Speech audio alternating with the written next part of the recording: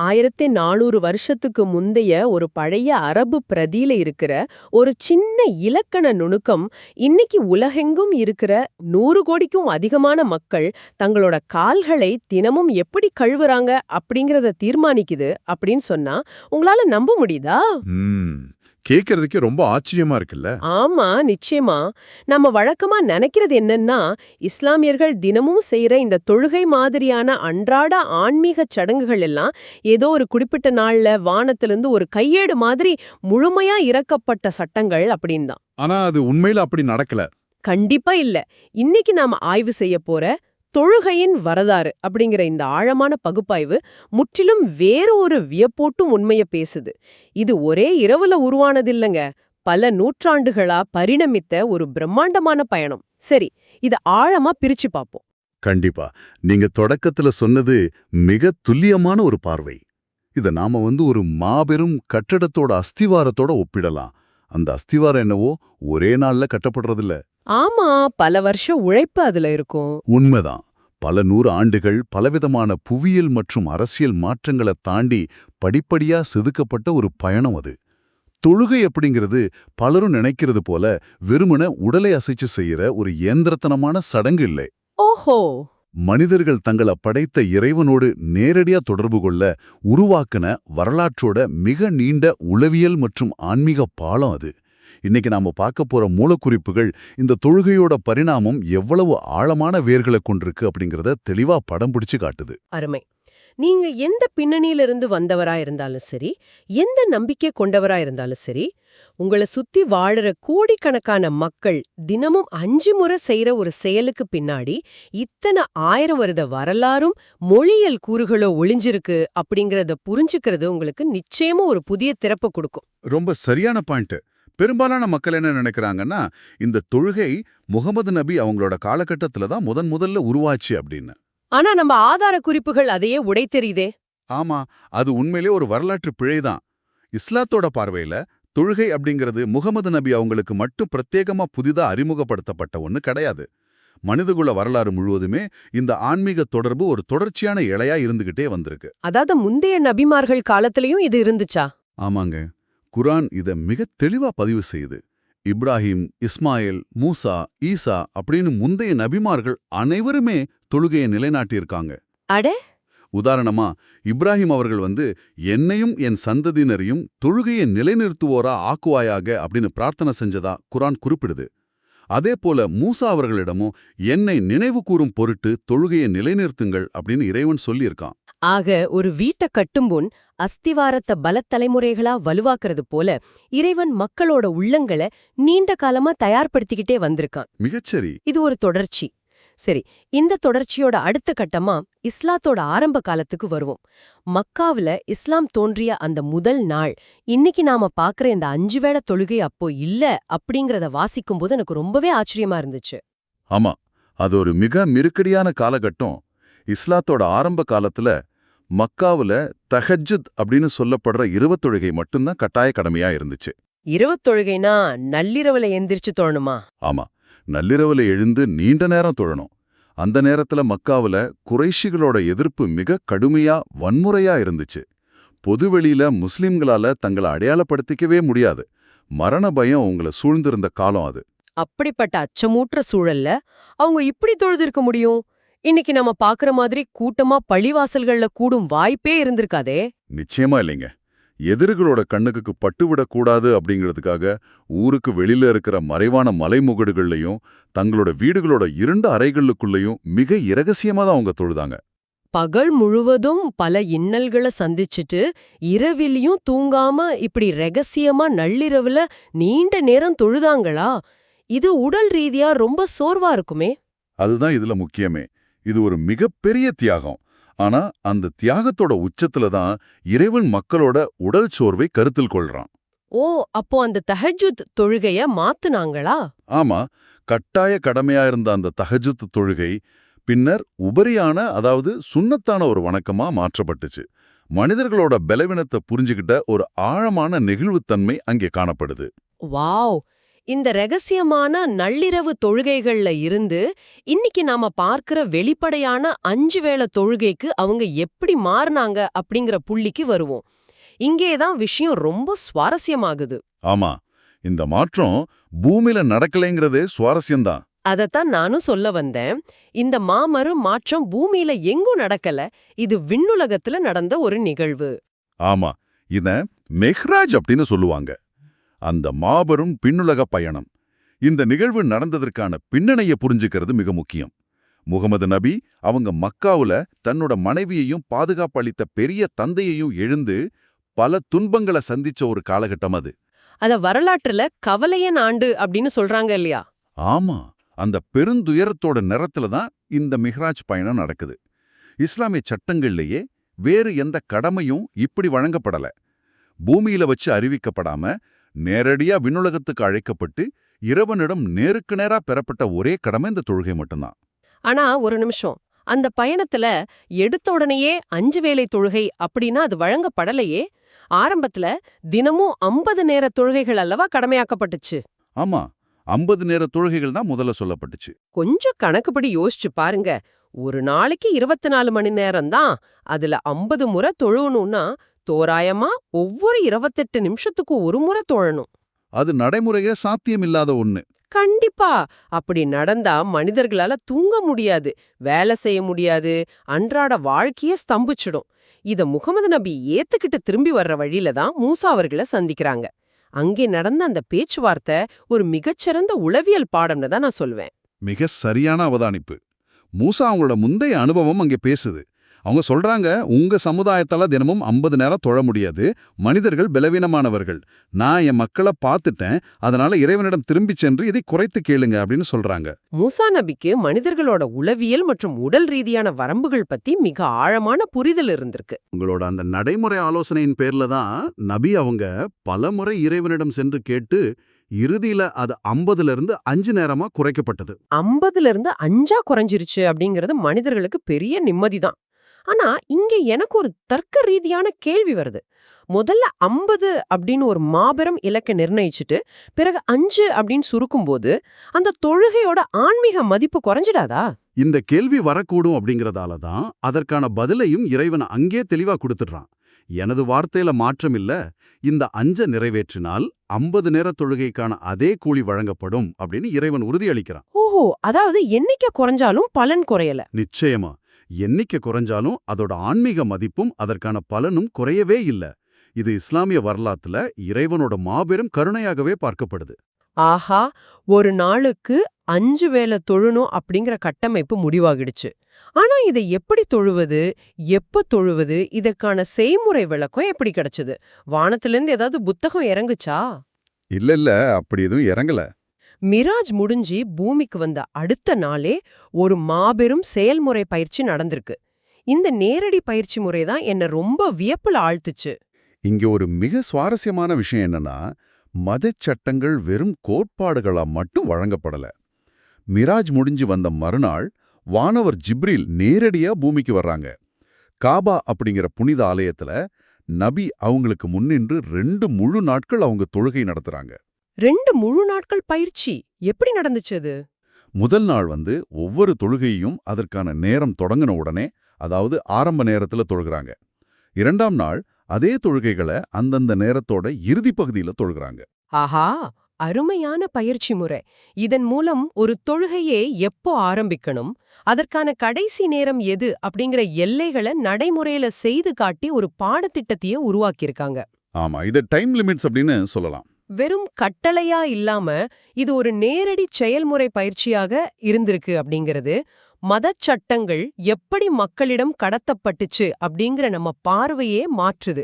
சரி, இந்த ரக்காத்துகள் அப்படின்னு சொல்லுவாங்களே, அதாவது தொழுகையில நிற்பது, குனிவது, தரையில சிரம் பணிவது என அனைத்தையும் உள்ளடக்கிய ஒரு முழுமையான சுழற்சி. ஆமா, ரக்காத்துகள். இந்த சுழற்சிகளோட எண்ணிக்கை ஆரம்பத்தில இருந்தே இன்னைக்கு தொழுவது போலவே 4, 3 அப்படின்னு இருந்துச்சா? இல்லவே இல்ல. ஆரம்பத்துல மக்காவுல தொழுகை கடமையாக்கப்பட்டப்போ தற்போதைய எண்ணிக்கையில அது இல்ல. பயணத்துல இருக்கும்போது தொழப்படுற அளவான வெறும் 2 ரக்காத்துகளாவே அனைத்து தொழுகைகளும் இருந்துச்சு. அப்போ எல்லாமே 2 ரக்காத்துகள் தானா? ஆமா, மக்கா அப்படிங்கிறது அச்சமும் நெருக்கடியும் நிறைந்த காலமா இருந்துச்சு. நபி அவங்க மக்காவிலிருந்து மதீனாவுக்கு புலம்பெயர்ந்த பிறகு, அதாவது ஹிஜ்ரத்துக்கு பிறகுதான் இன்னைக்கு நாம பார்க்கிற இந்த ரக்காத்துகளோட எண்ணிக்கை முழுமையா வரையறுக்கப்பட்டுச்சு. மதீனாவுக்கு சென்ற பிறகு இந்த ரக்காத்துகளோட எண்ணிக்கையை அதிகரிக்க வேண்டிய தேவை என்ன வந்துச்சு? அங்க என்ன அப்படி ஒரு மாற்றம்? மதீனாவுல இஸ்லாமிய சமூகம் ஒரு நிலையான பாதுகாப்பான தன்மையை அடைந்தது. அச்சுறுத்தல் குறைந்த அந்த அமைதியான சூழல்ல தான் ஜுஹர் எனப்படும் மதியம், அசுர் எனப்படும் பிற்பகல், இஷா எனப்படும் இரவு ஆகிய தொழுகைகள் 2லிருந்து 4 ரக்காத்துகளா அதிகரிக்கப்பட்டுச்சு. அப்போ மக்ரிப் எனப்படும் மாலை நேர தொழுகை அது மட்டும் 3 ரக்காத்துகளா நிலைநிறுத்தப்பட்டுச்சு. ஏன்னா அது பகல் பொழுதோட ஒற்றைப்படை தொழுகையா கருதப்பட்டுச்சு. அதே போல ஃபிஜர் எனப்படும் அதிகாலை தொழுகை 2 ரக்காத்துகளாவே தொடர்ந்தது. அது ஏன் ரெண்டாவே இருந்துச்சு? அதற்கு காரணம், அதிகாலை வேளையில குர்ஆன் ஓதுவது ரொம்ப நீளமாக்கப்பட்டதால அதோட உடல் சுழற்சியை 2ஆகவே வச்சுக்கிட்டாங்க. இவ்வளவு துல்லியமா வானவர் ஜிப்ரீல் வகுத்து கொடுத்த ஒற்றை வழிமுறையா தொடங்கின இந்த தொழுகை இன்னைக்கு நீங்க உங்க நண்பர்களை பார்க்கும்போது பல்வேறு விதமான அசைவுகளோடு இருக்கிறத கவனிச்சிருப்பீங்க. இது எப்படி பல்வேறு சட்டப்பள்ளிகளா, அதாவது மத்ஹபுகளா பிரிஞ்சுது? இது ஒரு முக்கியமான வரலாற்று திருப்புமுனை. ஆமா நேயர்களே, நாம இப்ப நுழைய போற பகுதி மிக முக்கியமானது. இது எந்த பிரிவு சரியானது எது தவறானது அப்படிங்கிற விவாதம் இல்ல. மாறா வரலாற்று ரீதியா இந்த பிரிவுகள் எப்படி உருவாச்சு, அதோட வேர்கள் எங்கே இருக்கு அப்படிங்கறத பத்தினா ஒரு நடுநிலையான பகுப்பாய்வு இது. நிச்சயமா முகமது நபி அவங்களோட மறைவுக்குப் பிறகு இஸ்லாமிய சமூகம் அரேபியாவை தாண்டி மிக வேகமா விரிவடைஞ்சது.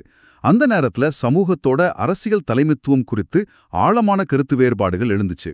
ஆமா, சுன்னி முஸ்லிம்கள் அபூபக்கர், உமர் போன்ற தோழர்களை ஆரம்பகால தலைவர்களா ஏத்துக்கிறாங்க. ஆனா ஷியா முஸ்லிம்கள் நபி அவங்களோட குடும்பத்தை சேர்ந்த அலி அவர்களை தங்களோட முதல் மற்றும் நேரடி தலைவரா கருதுறாங்க. இந்த அரசியல் வரலாற்று பின்னணி தான் பிற்காலத்துல இஸ்லாமிய சட்டப்பள்ளிகளோட உருவாக்கத்துக்கு அஸ்திவாரமா அமைஞ்சுது. ஆனா எனக்கு இங்க ஒரு மிகப்பெரிய கேள்வி எழுகிறது. சுன்னிகள் ஷியாக்கள் என இரு தரப்பினரும் ஒரே குர்ஆனை தானே பின்பற்றாங்க. அதே ஐவேளை தொழுகையைத்தானே தொழுது வர்றாங்க. அரசியல் ரீதியா தலைவர்களை தேர்ந்தெடுக்கிறதுல முரண்பாடு இருக்கலாம். ஆனா அது எப்படி தொழுகையோட உடல் அசைவுகள்ல இவ்ளோ பெரிய மாற்றங்களை உருவாக்குச்சு? அரசியல் எப்படி ஆன்மீக சடங்குகளுக்குள்ள ஊடுருவிச்சே? இது ரொம்ப அற்புதமான ஒரு கேள்வி.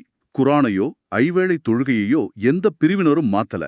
ஆனா நபி மொழிகள் எனப்படும் ஹதீஸ்களை அணுகும் விதத்துல, அவங்கள புரிஞ்சு கொள்ளும் விதத்துல ஒவ்வொரு பிரிவினருக்கும் ஒரு தனித்துவமான அணுகுமுறை உருவானது. ஹதீஸ்களை எப்படி புரிஞ்சுக்கிறாங்க அப்படிங்கறதுல வந்த மாற்றமா இது? ஆமா, எந்த வரலாற்று அறிவிப்பாளர்களை நம்புவது, யாரை நிராகரிப்பது அப்படிங்கறதுல ஏற்பட்ட இந்த அணுகுமுறை வேறுபாடுகள் தான் அரசியல் களத்திலிருந்து ஒரு சாதாரண மனிதனோட அன்றாட தொழுகை அசைவுகள் வரை ஊடுருவி ஆழமான மாற்றங்களை ஏற்படுத்துச்சு. இது தொடங்கிடுது. உழு செய்யற முறைய சொல்றீங்க? ஆமா, தொழுகைக்கு செல்றதுக்கு முன் உழு எனப்படும் தூய்மைப்படுத்தும் சடங்க செய்வாங்க. குர்ஆனோட 5வது அத்தியாயம் 6வது வசனத்துல இருக்கிற ஒரே ஒரு வார்த்தையோட இலக்கண அமைப்பு பல கோடி மக்களோட அன்றாட பழக்கத்தை எப்படி தீர்மானிக்குது அப்படிங்கறது நினைச்சா எனக்கு பிரமிப்பா இருக்கு. ஆமாங்க, அரபு மொழியோட இலக்கண அமைப்பு அங்கே பெரும் பங்காற்றுது. உழு செய்யும்போது இறுதியா கால்களை என்ன செய்யணும் அப்படிங்கிறது தான் அந்த விவாதமே. சுன்னி முஸ்லிம்கள் அந்த வசனத்தோட இலக்கண அமைப்ப முகம் மற்றும் கைகளை கழுவுதல் அப்படிங்கிற சொல்லோடு இணைச்சு புரிஞ்சுக்கிறாங்க. அப்ப அவங்க கால்களை கழுவுவாங்களாம். ஆமா, அதனால அவங்க கட்டாயமா கால்களை தண்ணீல கழுவுறாங்க. ஆனா ஷியா முஸ்லிம்கள் அதே இலக்கண அமைப்ப தலைக்கு மசகு செய்வது, அதாவது தடவுவது அப்படிங்கிற சொல்லோடு இணைக்கிறாங்க. அதனால அவங்க கால்களை கழுவுறதில்ல, மாறாக கைகள்ல மீதமுள்ள ஈரத்தை கொண்டு கால்களை தடவுறாங்க. ஆடா, ஒரு சின்ன இலக்கண இணைப்பு சொல் இன்னைக்கு இரு வேறுபட்ட அன்றாட நடைமுறைகளை உலகெங்கும் உருவாக்கிடுச்சு. மொழியல் எவ்வளவு சக்தி வாய்ந்தது அப்படிங்கிறதுக்கு இது ஒரு சிறந்த உதாரணம். ஆமா. சரி, உழு முடிச்சுட்டு பள்ளிவாசலுக்கு சென்றால் அங்க சொல்லப்படுற பாங்கு அழைப்பிலும் கூட வரலாற்று வேறுபாடுகள் எதிரொலிக்குதே, அது என்ன? நிச்சயமா, ஷியா முஸ்லிம்கள் தங்களோட பாங்குல ஹையா அலா ஹைரில் அமல், அதாவது சிறந்த செயலின் பக்கம் வாருங்கள் அப்படிங்கிற ஒரு கூடுதல் வாசகத்தை சேர்க்கிறாங்க. இது ஆரம்ப காலத்துல இருந்ததாகவும் 2வது கலீஃபாவான உமர் அவங்களோட காலத்துல தான் இது நீக்கப்பட்டது அப்படின்னு அவங்க கருதுறாங்க. ஓ, இது தவிர அலி அவங்கள பத்தியும் ஏதாவது சொல்லுவாங்களா? ஆமா, அலி அவர்கள் அல்லாவோட வலி, அதாவது துணைவர் அப்படிங்கிற சாட்சியத்தையும் அவங்க தங்களோட பாங்குல இணைக்கிறாங்க. பாங்கு அப்படிங்கிறது வெறும் அழைப்பு மட்டும் இல்ல, அது தங்களோட வரலாற்று அடையாளத்தோட முழக்கமும் கூட. சரி, பாங்கு முடிஞ்சது, இப்ப தொழுகைக்குள்ளே நுழைஞ்சிட்டோம். எல்லாரும் தோளோடு தோள் உரசி வரிசையா நிக்கறாங்க. இத கியாம் அப்படின்னு சொல்லுவாங்க. இந்த நிக்கிறதுல கூட அந்த பழைய வரலாற்று அரசியல் வேறுபாடுகள் வந்துருதா என்ன? சுன்னிகள் கைகளை கட்டிக்கிறாங்க, ஷியாக்கள் கைகளை தொங்க விடுறாங்க. கைகளை எப்படி கட்டணும் அப்படிங்கறதுலயும் அரசியல் இருக்கு. ஆமா, அங்கதான் அரசியலும் ஆன்மீகமும் பிரிக்க முடியாதபடி பின்னிக்கொள்ளுது. சுன்னி பிரிவுல இருக்கிற பெரும்பான்மையான மதுஹபினர் நின்று இருக்கும்போது வலது கையை இடது கையின் மீது நெஞ்சிலோ அல்லது வயிற்றிலோ கட்டிக்கொள்வாங்க.